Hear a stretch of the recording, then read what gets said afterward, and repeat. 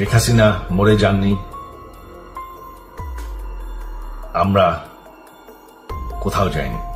বাংলাদেশ আওয়ামী লীগ ছাড়া গণতন্ত্র, নির্বাচন সম্ভব না। আমি সজীব ওয়াজেদ জয় বলছি।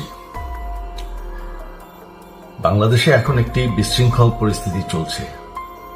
সারা দেশে আমাদের ভাঙচুর হচ্ছে, লুটপাট হচ্ছে, আমাদের শহরের বাইরে আমাদের নেতাকর্মী, আমাদের আওয়ামী লীগের নেতাকর্মীদের উপর হামলা চলছে, অনেকে হত্যা করা হয়েছে। এই পরিস্থিতিতে আমি বলতে চাই, আওয়ামী লীগ হচ্ছে বাংলাদেশের সবথেকে পুরাতন গণতান্ত্রিক এবং সবথেকে বড় দল। আওয়ামী লীগ কিন্তু মরে যায়নি। আওয়ামী লীগ এই দেশকে, বাংলাদেশকে স্বাধীন করেছে। আওয়ামী লীগকে শেষ করা সম্ভব না। আমরা বলেছিলাম যে আমার পরিবার আর রাজনীতি করবে